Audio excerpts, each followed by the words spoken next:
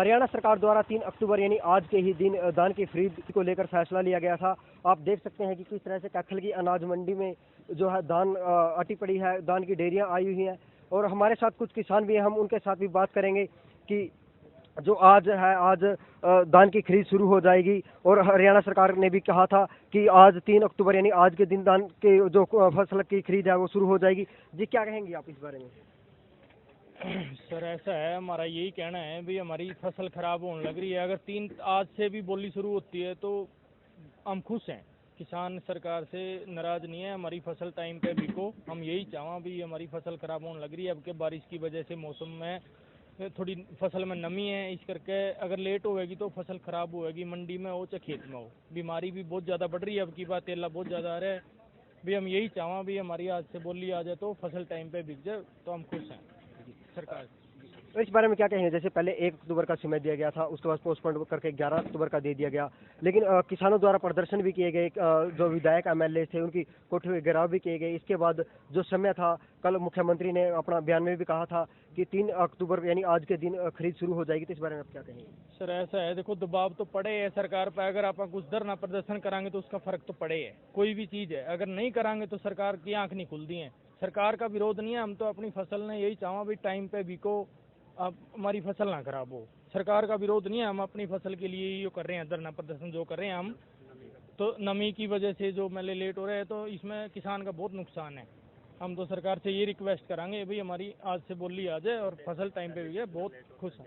जितना लेट हो है उससे किसान का बहुत ज़्यादा नुकसान हो रहा है।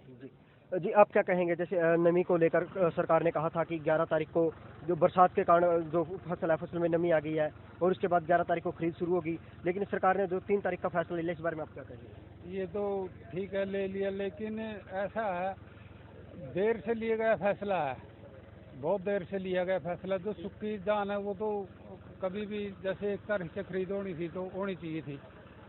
और एक जो सरकार कह रही है 25 क्विंटल लेना, 35 क्विंटल तक धान निकलता, पीहर 14, तो ये 25 क्विंटल थोड़ा है। बाकी का जो धान है वो किसान कहाँ बेचेगा। जैसे गेहूं के टाइम में भी ऐसा ही हुआ था कि 1 अप्रैल से खरीद शुरू होनी थी, लेकिन वो 6 तारीख से खरीद शुरू हुई थी। तो अब की बार आप कैसे देखते हैं कि अब की बार जो 3 तारीख कहा गया है खरीद हो जाएगी या नहीं? अब तो कह रही है सरकार तो हो जानी चाहिए, लेकिन जैसे गेहूं अलग चीज़ है, गेहूं को तो किसान रख भी सकता है, सूखी होती है, ये तो रख भी नहीं सकता, धान नहीं रख सकता। जी, आप क्या कहेंगे? जैसे अगर ये खरीद लेट शुरू होती है या खरीद अभी नहीं होती तो किसानों पे या फसल पे क्या इसका असर पड़ेगा? असर पे तो पड़ेगा सर, मंडियाँ तो फुल हो गई।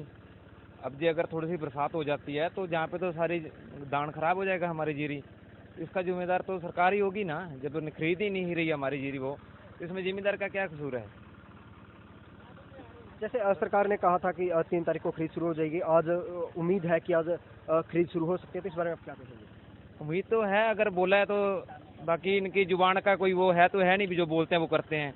ये क्या पता, आज कह दिया मीठा चुप्पा दे दिया है, कल को कुछ और कह देंगे। अगर आज हमारा ये खरीद ना चालू हुई तो बहुत ही बड़ा प्रदर्शन होगा, हाईवे सब जाम होंगे सर।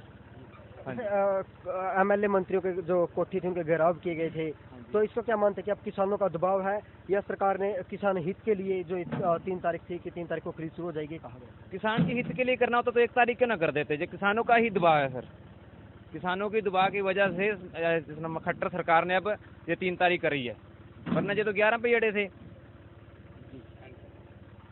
जैसा कि हमने किसानों से बात की, किसानों ने कहा कि अगर 3 तारीख से खरीद शुरू नहीं होती है तो जो धान है, धान की फसल में नमी आ जाएगी और ये धान की फसल खराब होना शुरू हो जाएगी।